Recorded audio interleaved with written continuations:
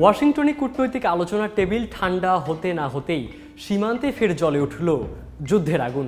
Israel defence forces IDF ও হিজবুল্লাহের মধ্যে আবারও শুরু হয়েছে পাল্টাপাল্টি হামলা, যা নতুন করে উদ্বেগ বাড়াচ্ছে পুরো মধ্যপ্রাচ্য জুড়ে।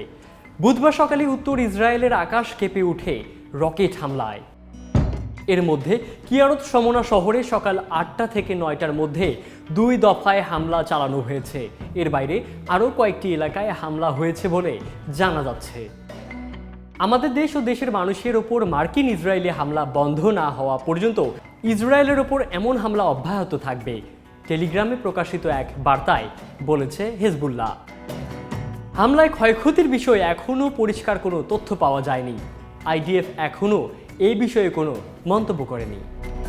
এর আগে ইসরায়েলের সামরিক বাহিনীর সদস্যরা লেবাননে একাধিকবার হামলা চালিয়েছিল। হামলাটি হিজবুল্লাহর স্থাপনাকে লক্ষ্য করে চালানো হয় বলে জানিয়েছেন আইডিএফ।